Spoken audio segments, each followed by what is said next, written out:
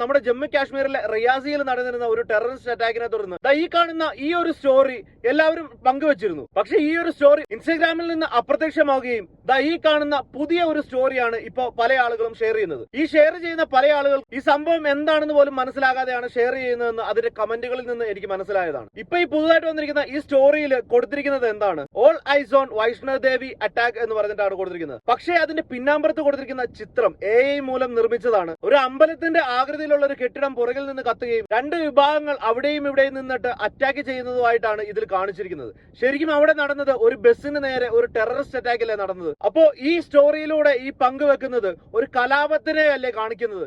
ഈ സംഭവത്തെ അറിയാത്ത പല ആളുകളെയും തെറ്റിദ്ധരിപ്പിക്കാനായിട്ട് ഇങ്ങനെയുള്ള സ്റ്റോറികളിലൂടെ പ്രതിഷേധം അറിയിക്കുന്നതിന് ഞാൻ ഒരിക്കലും സപ്പോർട്ട് ചെയ്യുന്നില്ല. നമ്മുടെ ഇന്ത്യയിലെ ഒന്നും അറിയാത്ത കുറച്ച് ആളുകൾ മരണപ്പെടാൻ കാരണമായിട്ടുള്ള ഈ ഒരു അറ്റാക്കിനെ അപലപിക്കുന്നതിനോടൊപ്പം തന്നെ ഇങ്ങനെയുള്ള സ്റ്റോറികളെ ഞാൻ എതിർക്കുകയും ചെയ്യുന്നു.